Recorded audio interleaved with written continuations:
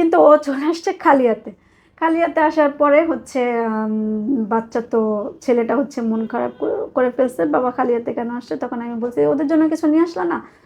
ও তখন আমাকে একটা ঝাড়ি দিয়ে বলে যে, কি নিয়ে আসবো, দেখছো না বাইরে বৃষ্টি হচ্ছে। ঠিক আছে, গেছে। আজান দিয়েছে, ও নামাজ পড়তে গেল। আমার রান্না বান্না শেষ, ওরে খাবার দিলাম, নামাজ পড়ে এসে খাওয়া দাওয়া করে 17 তারিখে ও আবার ব্যাগ গুছাচ্ছে, জামা কাপড় ঢুকাচ্ছে। তো আমি বলছি, কি ব্যাপার ব্যাগ গুছাচ্ছ মানে? এখন শুয়ে রেস্ট নিবা না? 2 দিন পর আসছো। না, আমাকে আবার অফিসের কাজে বাহিরে যেতে হবে। না, বাহিরে যেতে হবে কেন? তখন বলল যে, হ্যাঁ অফিসের কাজ থাকলে যাব না, আমি টাকা ইনকাম না করলে সংসার চলবে কিভাবে? এই যে এত ভালো আছো, কিভাবে থাকবা? বাস ওর কথা হচ্ছে এটা। তো আচ্ছা ঠিক আছে।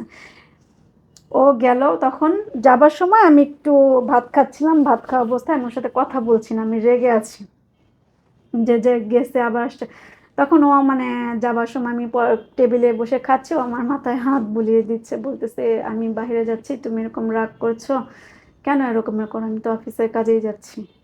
যাদের পরে আমি ওকে বললাম যে, তুমি যেরকম 2 দিন পর পর পর এরকম মাসে বাহিরে থাকো, মাসে তুমি বাহিরে থাকোই, আমাদের সময়টা তুমি কখন দাও? তেমন তো তুমি আমাকে সময় দিচ্ছ না, বাচ্চাদের সময় দিচ্ছ না। পরে বলতেছে যে, সময় যদি তোমাদেরকে সময় দিতে গেলে টাকা ইনকাম করা হবে না, টাকা ইনকাম না করলে ভালো থাকতে পারবে না।